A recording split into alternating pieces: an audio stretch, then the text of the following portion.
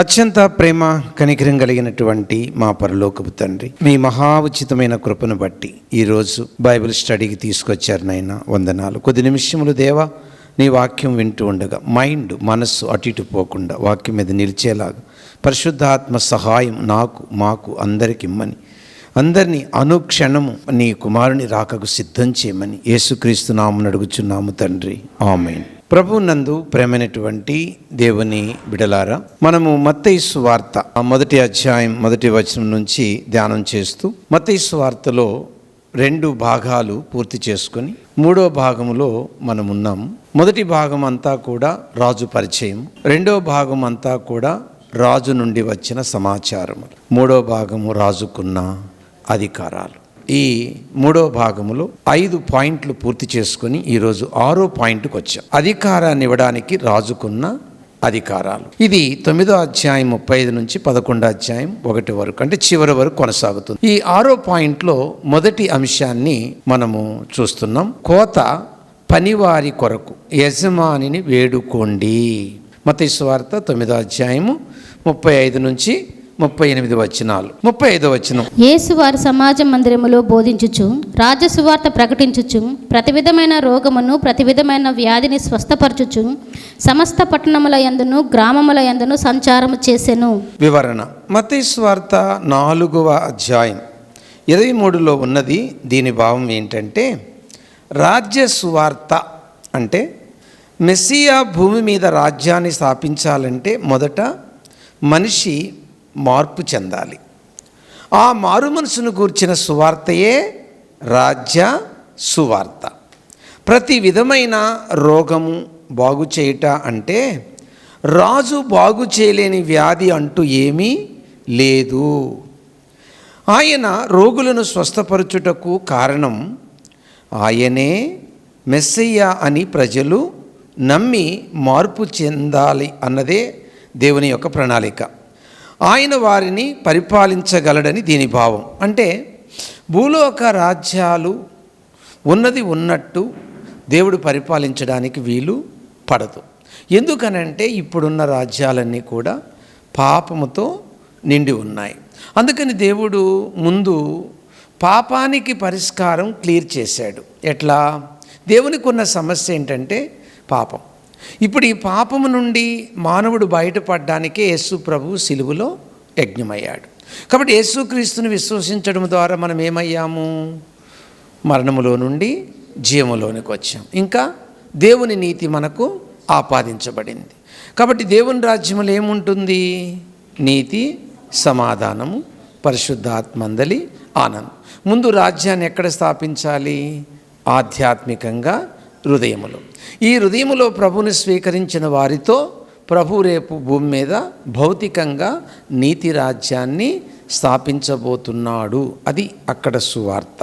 36. ఆయన సమూహములను చూచి వారు కాపరి లేని గొర్రెల వలె విసికి చెదరియున్నందున వారి మీద కనికరపడి. కాపరి లేని గొర్రెలు అనే మాటలు ఎస్కేలు గ్రంథము 34వ అధ్యాయంలో కాపరుల వైఫల్యాలను తెలియచేస్తున్నాయి. అందుకే మెస్సయ్య నిజమైన కాపరిగా వారి మీద జాలి చూపుచున్నాడు. ఆ దినాలలో ఈ ఇశ్రాయేలీలను పరిపాలిస్తున్న నాయకులు ఎవరంటే రాజు, ప్రవక్త, యాజకులు. వీళ్ళందరూ కూడా ఎట్లా తయారయ్యారంటే కడుపు నింపుకొను కాపర్లా తయారైపోయారు. గొర్రె చెదరిపోతే ఏం చేయలేదు, పట్టించుకోలేదు. ఆ విధంగా గొర్రెలకు సరైన మార్గం చూపించే నాయకులు లేరు. అందుకే ఆ ప్రజలను చూసి ప్రభుకి ఏమేసింది? కనికరం వేసింది. అందుకే ఏమన్నాడు? కాపరి లేని గొర్రెల వలె వీళ్ళంతా చెదరి ఉన్నారని ప్రభు బాధపడుతున్నాడు. దీన్ని బట్టి మనం నేర్చుకోవాల్సింది ఏంటంటే, నిజమైన కాపరి యేసుక్రీస్తే, మిగతా వాళ్ళందరూ ఆయన దగ్గర పనిచేస్తున్న సేవకులు. కాబట్టి ఆయనకున్న జాలి, ప్రేమ భూలోకములో ఎవ్వరికీ లేదు. ఎందుకంటే ఆయన మనలను పుట్టించాడు, మనలను రక్షించాడు, మన కోసం ప్రాణం పెట్టాడు. కాబట్టి ఆయనే మన నిజమైన కాపరి. 37, 38. కోత విస్తారమే కానీ పనివారు కొద్దిగా ఉన్నారు. గనుక తన కోతకు పనివారిని పంపుమని కోత యజమానిని వేడుకొనుడని తన శిష్యులతో చెప్పెను. ఇప్పుడు ప్రశ్న ఏంటంటే, లోకంలో నమ్మకమైన కాపర్లు లేరు. అందుకని తండ్రిని ఏం చేయాలి? మంచి కాపర్ల కొరకు మనము దేవుణ్ణి వేడుకోవాలి. అలా వేడుకోవడం ద్వారా ఏం జరుగుతుంది అనంటే, యేసుక్రీస్తు మనసుతో సంఘాన్ని వాళ్ళు కాస్తారు. సంఘము రాజీ పడకూడదు. ఎవరి విషయంలో? కాపరి విషయంలో. అంటే ఏంటి? ఎవరైనా పర్వాలేదు, మనం ఎప్పటి నుంచో ఈ చర్చికి వస్తున్నాము, ఎట్టో కట్ట అడ్జస్ట్ అయిపోయి ఈ చర్చికే పోదాము అని అనుకోకూడదు. ఎందుకంటే ఏం చెప్పాను? మన కాపరి ఎవరని చెప్పాను? ఆ కాపరి నుండి వచ్చే బోధ కొరకు మనం ఎక్కడికైనా వెళ్ళొచ్చు. అందుకని మనం ఎప్పుడూ కూడా దేవుడు నిర్ణయించిన కాపరి కొరకు ప్రార్థన చేయాలి. అది మన యొక్క బాధ్యత. 12 మంది శిష్యులను ప్రభు పంపడం ద్వారా కోత యజమానుడు యేసుక్రీస్తు అని ఇక్కడ మనకు అర్థమైపోతుంది. కాబట్టి మనము ఎప్పుడు కూడా నమ్మకమైన కాపరి విషయంలో దేవుణ్ణి వేడుకోవాలనే సత్యాన్ని మనం అర్థం చేసుకోవాలి. ఎందుకంటే కోత విస్తారంగా ఉంది, కానీ పనివారు ఉన్నారు, కోకొలలు ఉన్నారు, కానీ ఏ పనివారు లేరు. గొర్రెల మీద జాలి కనికరము చూపే పనివారు నేటి దినాలలో కనిపించడం లేదు. అలాంటి పరిస్థితిని బట్టి దేవుడికి చాలా దుఃఖం కూడా ఉంది. అందుకే సంఘము ఎప్పుడు కూడా నమ్మకమైన కాపరి కొరకు మనము ప్రార్థన చేయాలి. నమ్మకమైన కాపరి ఎప్పుడు కూడా తన మీద ఆధారపడడు, మనుషుల మీద ఆధారపడడు, దేవుని మీద ఆధారపడతాడు. ఆ విధంగా నిజమైన కాపరిని మనం గుర్తించవచ్చు. అందుకే మనం ఎప్పుడు కాపరి కోసం తొట్టిల్లకుండా, పడిపోకుండా, దేవునికి దూరము కాకుండా సాతాను వలలో సేవకుడు 3 విషయాల్లో పడిపోయే ప్రమాదం ఉంది. 1 కామం, 2 కనకం, 3 కాంతం. ఇలాంటి పరిస్థితుల్లో సైతానుడు కాపర్లని పడదోస్తున్నాడు. మీరేం చేయాలి? వాళ్ళ కోసము ఎడతెగకుండా ప్రార్థన చేయాలి. ఇప్పుడు మనం 2 అంశానికి వచ్చాం. కోత యజమాని అయిన యేసు ప్రభు కోతకు 12 మంది శిష్యులను ఏర్పాటు చేయుట. ఇందులో 10వ అధ్యాయము 1 నుంచి 4 వచనాలు. మొదటి వచనం, ఆయన తన 12 మంది శిష్యులను పిలిచి అపవిత్రాత్మలను వెళ్ళగొట్టుటకును ప్రతి విధమైన రోగమును ప్రతి విధమైన వ్యాధిని స్వస్థపరచుటకును వారికి అధికారం ఇచ్చెను. ఈ 1వ వచనం వివరణ ఏంటంటే అండి, ఇశ్రాయేలు జాతికి సువార్త పరిచర్య చేయడానికి 12 మంది శిష్యులను ఏర్పరచుకొనడమే కాకుండా అన్ని రకాల రోగాలను స్వస్థపరచడానికి వారికి ప్రభు అధికారం ఇచ్చినట్టు ఏ వ్యక్తి ఇతరులకు అధికారము ఇవ్వలేడు. ఆయన ఇచ్చినట్టు ఇంకే వ్యక్తి ఇవ్వలేడు అధికారం.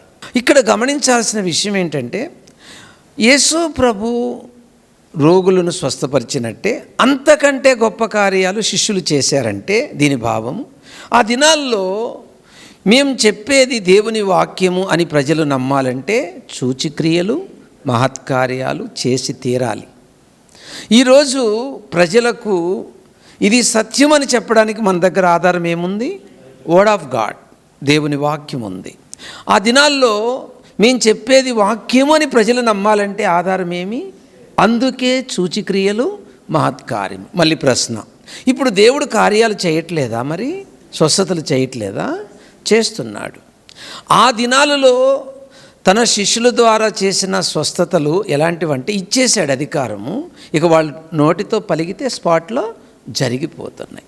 అట్లాంటి అధికారము ఇవ్వడగాని దేవుడు నిన్నైనా నన్నైనా క్రీస్తు రక్తములో విమోచింపబడిన వాని ఆయా సమయాలలో వాడుకొని అవసరతను బట్టి దేవుడు ఖచ్చితంగా రోగులను స్వస్థపరుస్తాడు. కాబట్టి ఇలాంటి అధికారము మనుషులనే వారు ఎవరు ఇవ్వలేదు. ఈయన పరిపూర్ణ దేవుడు, పరిపూర్ణ మానవుడు. కాబట్టి ఇలాంటి అధికారం ఒక్క యేసు ప్రభువే ఇవ్వగలిగాడు అనే సత్యాన్ని ఇప్పటి వరకు మనం మొదటి వచనంలో నేర్చుకున్నాం. 2 నుంచి 4 వచనాలు. ఆ 12 మంది అపోస్తుల పేర్లు ఏవనగా, మొదట పేతురు అనబడిన సీమోను, అతని సహోదరుడగు ఆంద్రేయ, జబదయి కుమారుడగు యాకోబు, అతని సహోదరుడగు యోహాను, ఫిలిప్పు, బర్తలోమయి, తోమా, సుంకరి అయిన మత్తయి, అల్ఫాయి కుమారుడగు యాకోబు, తద్దయి అను మారుపేరు గల లెబ్బయి, కనానీయుడైన సీమోను, ఆయనను అప్పగించిన ఇస్కర్యోతు యూదా. 12 మంది శిష్యుల పేర్లు ఉన్నాయి. ఒక్కొక్కటి చెప్తా. ఎన్నిక చేయబడ్డ 12 మంది అపోస్తుల వివరణ చూద్దాం. మొదట పేతురు అని పిలువబడిన సీమోను. ఇతను ఉద్రేకపరుడు, మీకు అందరూ తెలుసు కదా. దుడుకు పేతురు అని ఒక నిక్ నేమ్. ఉదార హృదయుడు, జన్మత నాయకత్వ లక్షణాలు కలిగిన వాడు. మీరు గమనించండి, ఎక్కడ పేతురు ముందే ఉంటాడు. జన్మత నాయకత్వ లక్షణాలు. ముఖ్యంగా దేవుని యొక్క సేవకుడికి ఇవి చాలా ప్రాముఖ్యమైనవి. ఈ రెండు, ఇచ్చే గుణము, ఇంకొకటి నడిపించే గుణము. సంఘాన్ని ఏం చేయాలి? చక్కగా నడిపించాలి. పైగా వాళ్ళ కష్ట సుఖాల్లో ఆయన సమయాన్ని ఇవ్వాలి. ఏదైనా ఇబ్బందుల్లో ఉంటే సహాయం కూడా చేయగలిగి ఉండాలి. సో ఇది సేవకుడికి ఉండాల్సిన చాలా ప్రాముఖ్యమైన లక్షణాలు. రెండో వ్యక్తి గురించి వినబోతున్నాం. ఈయనెవరు? సీమోను సహోదరుడైన ఆంద్రేయ. ఇతనికి యేసును పరిచయం చేసింది బాప్తీసమిచ్చి యోహాను. ఇది యోహాను సువార్త 1వ అధ్యాయము 36 నుంచి 40 వచనాల్లో ఈ మాటలు మనకు కనబడుతున్నాయి. తరువాత ఆంద్రేయ తన సోదరుడైన పేతురును ప్రభు వద్దకు తీసుకొచ్చాడు. ఇక్కడ మనం నేర్చుకోవాల్సింది ఏంటంటే, నిజమైన సేవకుడు తాను పొందిన అనుభూతిని ఇంకొకరికి పంచి ప్రభు దగ్గరికి నడిపించేవాడై ఉండాలి. నిజమైన సేవకుడు. నువ్వు నేను నిజంగా ప్రభుని రుచి చూస్తే ఇంకొకరిని ప్రభు దగ్గరికి నడిపించకుండా ఉండలేం. మూడో విషయానికి వస్తే, జెబెదయి కుమారుడైన యాకోబు. అపొస్తలుల కార్యం 12:2 ప్రకారము హేరోదు యాకోబును చంపించాడు. 12 మంది శిష్యుల్లో ఇతనే మొదటి హతసాక్షి. మొట్టమొదటిగా దేవుని కొరకు హతసాక్షి అయింది యాకోబు. వాళ్ళ తల్లి యేసుప్రభు దగ్గరకు వచ్చి ఒకరిని కుడివైపున ఒకరిని ఎడమవైపున కూర్చోబెట్టమని అడుగుతుంది. అప్పుడు ప్రభు అన్నాడు, నా గిన్నెలోనిది వీళ్ళు తాగగలరా అంటాడు. తెలుసా గిన్నె అంటే? నాలాగా చనిపోతారా అని. ఎస్, ఓకే, చనిపోవడం అయితే చనిపోతారు మీరు, ఎందుకంటే ప్రభు వాళ్ళు చనిపోతారని ముందే తెలుసు కాబట్టి చెప్పాడు. అయితే కుడివైపున ఎడమవైపున కూర్చొని పెట్టడం అన్నది నా వశములో, అది తండ్రి స్వాధీనం, ఎవరికి అనుమతి ఉంటుందో తెలియదు. ఇక్కడ గమనించాల్సిన ప్రాముఖ్యమైన విషయం ఏంటంటే, ఆ విధంగానే యాకోబు మొట్టమొదటిగా ప్రభు కొరకు చనిపోయాడు. నెంబర్ 4, యాకోబు సహోదరుడైన యోహాను.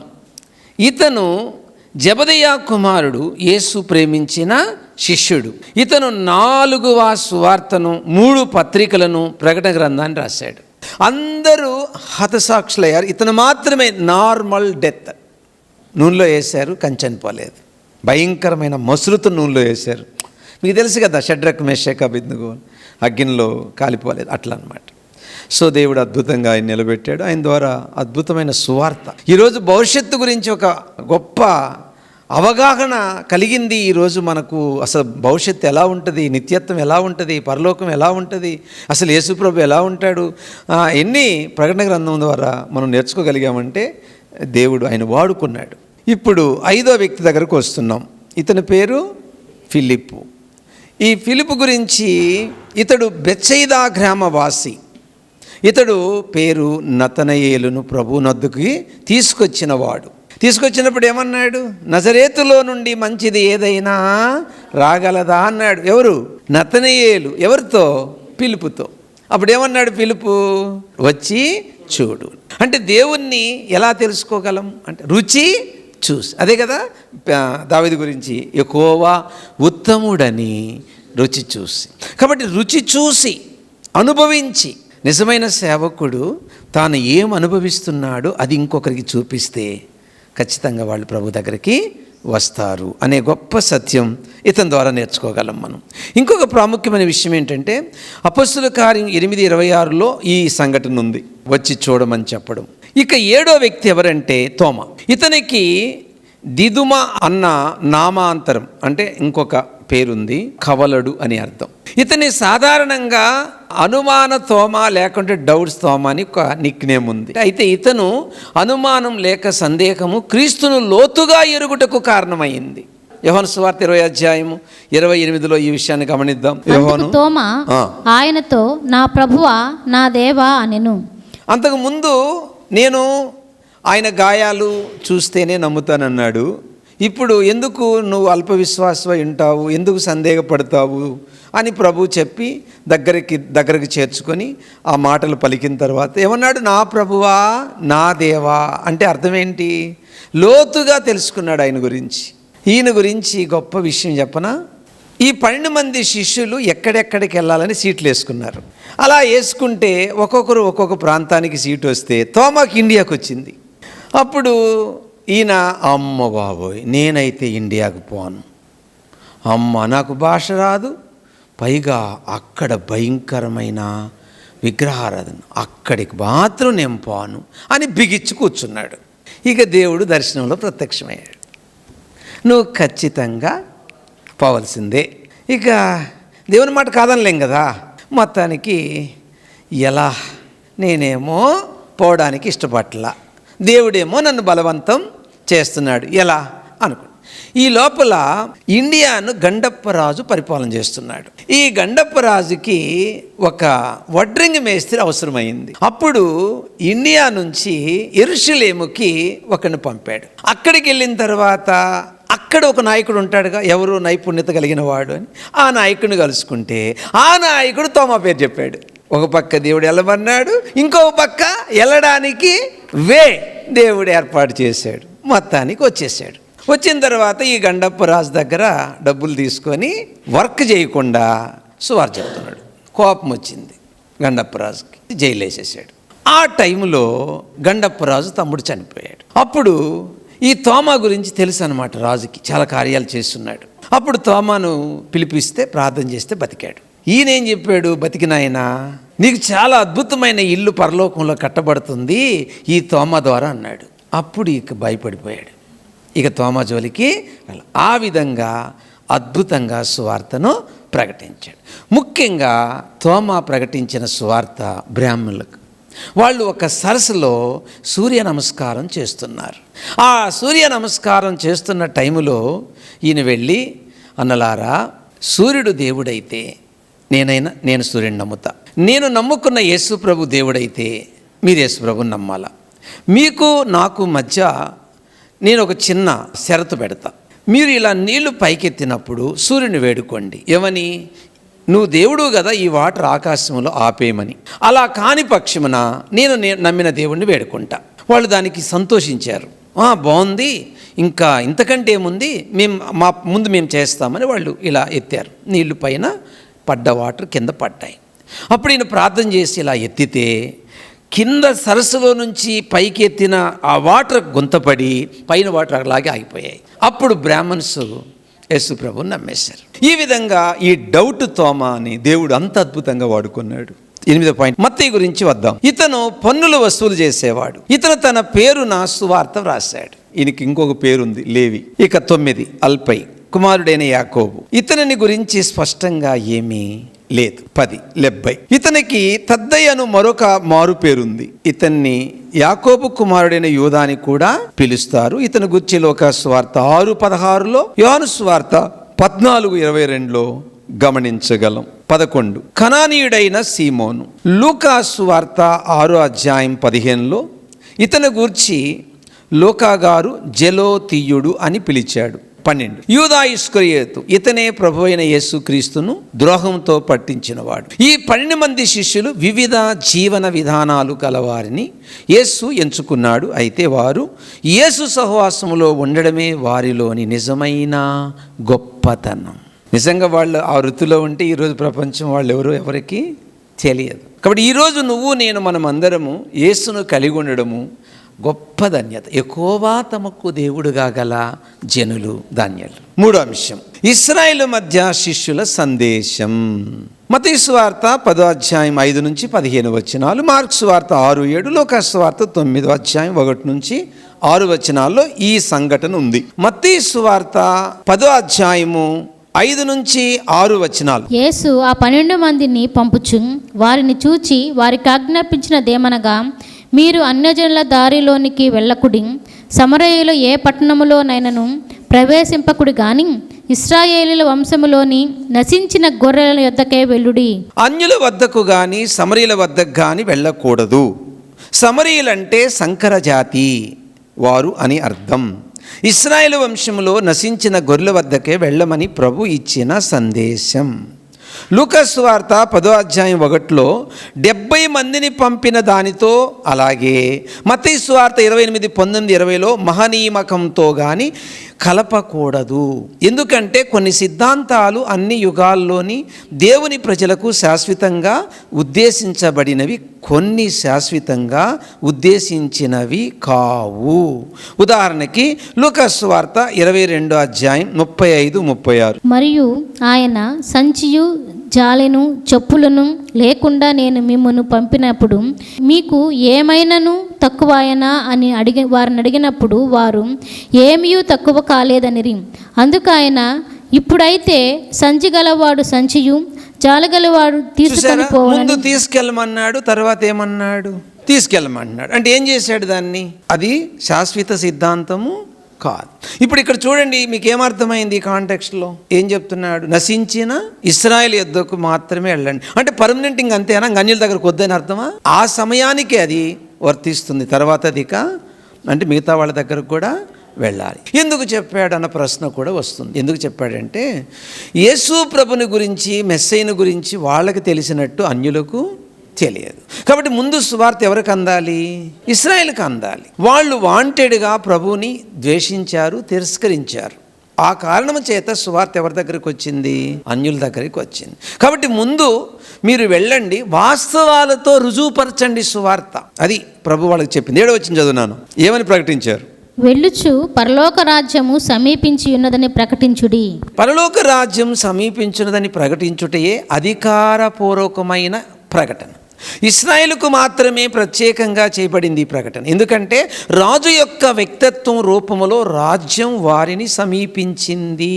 కాబట్టి వ్యక్తిత్వ రూపంలో రాజు వాళ్ళ మధ్యకు వచ్చాడు. కానీ ఇశ్రాయేలు ఏం చేశారు? యేసు ప్రభుని తిరస్కరించారు. కాబట్టి మీరు వెళ్ళి ఆ మాట చెప్పండి. ఏమని? పరలోక రాజ్యము సమీపం. 8 రోగులను స్వస్థపరచుడి, చనిపోయిన వారిని లేపుడి, కుష్ఠరోగులను శుద్ధులుగా చేయుడి, దయ్యములను వెళ్ళగొట్టుడి, ఉచితముగా పొందితిరి ఉచితముగా నీయుడి. రోగులను స్వస్థపరచడం అనే వరము శిష్యులు చెప్పే సందేశాన్ని స్థిరపరచుటకు ఇవ్వబడింది. వీళ్ళు ఏదైతే బోధిస్తున్నారో ఇది వాస్తవం, ఈ బోధ సత్యం అని నిరూపించుటకు దేవుడు ఆ వరం ఇచ్చాడు వాళ్ళకి. ఎవరు? రోగులను స్వస్థపరిచేవారు. ఇప్పుడేం అలాంటిది అవసరం లేదు. ఎందుకు అవసరం లేదు అని అంటే ఆల్రెడీ ఆ ఫౌండేషన్ అయిపోయింది. అది ఒక పెద్ద ప్రపంచము వ్యాపించింది. పెద్ద ఆ రోజు ఆవగింజ ప్రారంభం. ఏంటది? దేవుని రాజ్యం. ఈరోజు అది ప్రపంచం అంత పెద్ద ట్రీ అయిపోయింది. వాళ్ళు చేసినట్టు చేయాల్సిన అవసరాలు ఏమీ లేదు. 9-10 మీ సంచులలో బంగారమునైనను వెండినైనను రాగినైనను ప్రయాణము కొరకు జాలనైనను 2 అంగీలనైనను చెప్పులనైనను చేతి కర్రనైనను సిద్ధపరచుకొనకుడి. పనివాడు తన ఆహారమునకు పాత్రుడు కాడా. వారు ముందుగా ప్రయాణ ఏర్పాట్లు చేసుకున్న అవసరం లేదు. ఎందుకంటే వారంతా ఇశ్రాయేలీలుకే బోధిస్తున్నారు. పనివాడు తన భోజనానికి అర్హుడు అన్నది యూదులతో గుర్తింపు పొందిన సిద్ధాంతం. గనుక తమతో ఏమి తీసుకొని వెళ్ళవలసిన అవసరము లేదని యేసు ప్రభు చెప్పిన దీని భావం గమనించారా? వాళ్ళకి ఇచ్చే గుణం తెలుసు. ఎవరికి? ఎందుకని? లేవీలనే వాళ్ళకి ఆస్తి ఉండదు. వీళ్ళు ఖచ్చితంగా ఏం చేయాలి? వాళ్ళకు వచ్చిన దాంట్లో 10వ వంతు ఇచ్చేయాలి. ఎవరికి? లేవీలకి. అదనమాట. దాంతోనే వాళ్ళు బతకాలి. ఈ విషయం వాళ్ళకి బాగా తెలుసు. కాబట్టి మీరు పోయేటప్పుడు ఏం తీసుకొని వెళ్ళొద్దు. 11వ వచనం. మీరు ఏ పట్టణములోనైనాను గ్రామములోనైనాను ప్రవేశించినప్పుడు అందులో ఎవడు యోగ్యుడో విచారణ చేసి అక్కడ నుండి వెళ్ళు వరకు అతని ఇంటనే బస చేయుడి. వారు ఒక పట్టణములో ప్రవేశించగానే ఆతిథ్యం కోసం ఒక వ్యక్తిని చూసుకోమంటున్నాడు. అంటే వారిని ప్రభువు శిష్యులుగా చేర్చుకొని వారి సందేశాన్ని వినగలిగే వారై ఉండాలని దాని భావం. అలాంటి వ్యక్తిని కనుగొని వారు ఆ పట్టణంలో ఉన్నంత వరకు అతని ఇంట్లోనే ఉండాలి. ఎందుకన్నాడు ఈ మాట యేసు ప్రభు? 12-15 చూద్దాం. ఆ ఇంటిలో ప్రవేశించుచు ఇంటి వారికి శుభమని చెప్పుడి. ఆ ఇల్లు ఏకమైనదైతే మీ సమాధానము దాని మీదికి వచ్చును, అది అయోగ్యమైనదైతే మీ సమాధానము మీకు తిరిగి వచ్చును.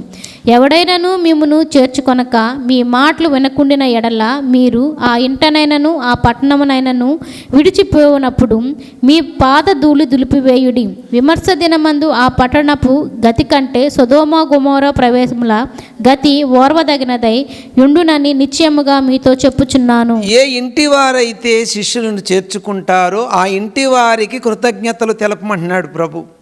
ఏ ఇంటి వారు వారిని చేర్చుకోరో వారు ఆ ఇంటి సమాధానం కొరకు అసలు ప్రార్థన చేయొద్దు అంటున్నాడు. ఇది ఇప్పుడు మనకు వర్తించదు. పాదధూళి దులిపివేసి దేవుని అసంతృప్తిని వారికి తెలియచేయండి. ఎందుకంటే క్రీస్తు శిష్యులను తిరస్కరిస్తే ఆ కుటుంబం క్రీస్తును కూడా తిరస్కరించినట్టే. తీర్పు దినమున సొదొమ గొమొర్రాల కంటే తీవ్రమైన శిక్ష వస్తుందని ప్రభు హెచ్చరించాడు. దీనిని బట్టి నరక శిక్ష వివిధ స్థాయిలో ఉన్నాయని అర్థమవుతుంది. నరకములో శిక్ష ఒకేలా ఉంటుంది అనుకుంటున్నారా? లేదు. ఎంత పాపం చేస్తే అంత విపరీతమైన శిక్ష ఉంటుంది నరకంలో. కాబట్టి ప్రభు ఇక్కడ ఎంత క్లారిటీ ఇస్తున్నాడో చూడండి. నరకములో ఎందుకు అంత తీవ్ర స్థాయిలో శిక్ష ఉంటుంది వీళ్ళకనంటే యేసును నమ్మనందున. కాబట్టి అంత అవకాశం ఇచ్చినా కూడా వాళ్ళు ఏం చేశారు? యేసు ప్రభుని నమ్మరు. చాలా బాధాకరమైన విషయం అండి. అతి మిక్కిలిగా ప్రేమిస్తున్న మా తండ్రి, ఈరోజు బైబిల్ స్టడీలో కొంత సమయం వాక్యం నేర్చుకొని కొంత సమయం ప్రార్థించే భాగ్యం మాకు ఇచ్చినందుకు వందనాలు. మీరు చెప్పారు, నెమ్మదిగా సుఖముగా బ్రతుకుట కంటే అందరి కొరకు, రాజుల కొరకు, మనుషులందరి కొరకు విజ్ఞాపన చెయ్యండి అని మీరు నీ సేవకుల ద్వారా గ్రంథములో రాయించారు. కాబట్టి పరిశుద్ధాత్మ దేవుడు రాయించిన గ్రంథాన్ని బట్టి మేము అందరి కొరకు మిమ్మల్ని వేడుకున్నాము. ఒకరి నిమిత్తం మనుషులందరి కొరకు ఒకరి నిమిత్తం ఒకరు ప్రార్థించమని మీరు చెప్పినట్లుగానే మేము ప్రార్థన చేశాం. మా మనవి మీరు విన్నందుకు వందనాలు. ఇదిగో ఇంతవరకు ఓపికతో వాక్యమని ప్రార్థన చేసిన ప్రతి బిడ్డను పేరు పేరును దీవించి ఆశీర్వదించి, దేవా నీ ఫలము వారికి కలుగునుగాకని ప్రార్థన చేస్తున్నాను. వారి అవసరతలు ఏమైనను క్రీస్తు ఐశ్వర్యములో తీర్చబడునుగాక. నీ తోడు, నీ నీడ, నీ దయ, నీ కరుణ, నీ కటాక్షము ఈ బిడలకు కలుగునుగాకని ప్రార్థన చేయి. బిడలను శోధిస్తున్న దుష్టుడు యేసు నామమున లయమైపోవునుగాకని ఆజ్ఞాపి. దుష్టుడి నుంచి ప్రతి కుటుంబం, ప్రతి బిడ్డ తప్పించబడునుగాక. ఏ కుటుంబంలో భర్త లేక భార్య లేక పిల్లలు లేక తల్లిదండ్రులు లేక అత్తమామలు మారలేదు, వారు యేసు నామమున మారుదురుగాక. వారు యేసు నామమున దేవుని వైపుకు తిరుగుదురుగాక. ప్రతి కుటుంబంలో నెమ్మది, సమాధానం తండ్రి దయచేయునుగాక. ఈ మనవలు యేసుక్రీస్తు నామమున అడుగుచున్నాము తండ్రి. మన తండ్రి అయిన దేవుని ప్రేమ, మన ప్రభువు అయిన యేసయ్య కృప, పరిశుద్ధాత్మ యొక్క అన్యోన్య సహవాసం, త్రియేక దైవ దీవెనలు మనకు సకల పరిశుద్ధులకు తోడయుండి నడిపించునుగాక. ఆమేన్. దైవాశీస్సులు.